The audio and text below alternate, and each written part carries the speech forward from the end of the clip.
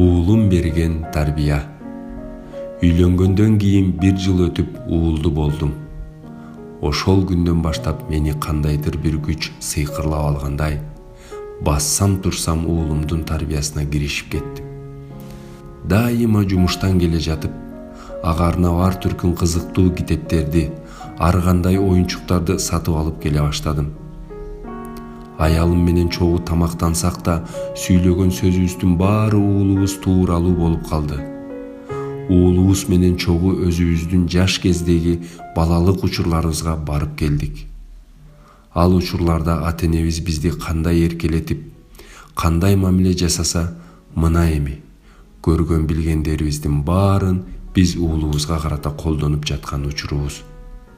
Улам анын жашы өтүп, акыл эси кирген сайын мен ага эми тамакты оң колуң менен же, өзүңдөн улууларга салам бер, тамакты жатып алып ичпе, тамактанардан мурун колуңду жуу деген сыяктуу кеп кеңештеримди да бере баштадым.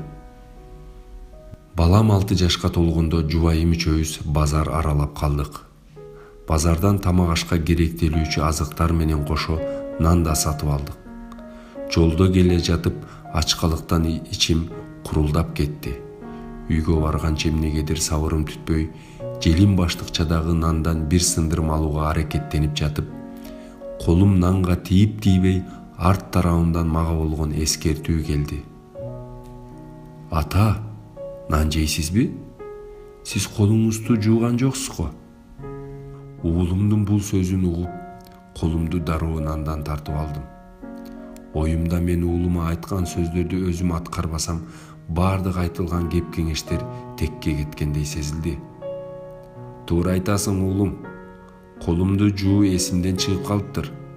Сен мага эскертип койгонуң үчүн сага чоң рахмат.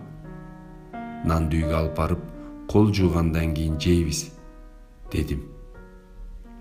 Үйгө келген соң жубайым менен бул окуяны эстеп бир топ күлдүк.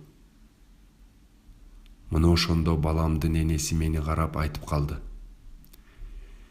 Сиздин ар бир кыймыл аракетиңиз уулуңуздун күзөтүүсү астында. Ал сизди ээрчийт. Мындан кийин этият болуңузчу. Мындай учурларда англичандардын белгилүү сөзү эсиме түшө берет. Балаңызды тарбиялабаңыз. Ал баары бир сизге окшош болот. Андан көрө сиз өзүңүздү тарбиялаңыз.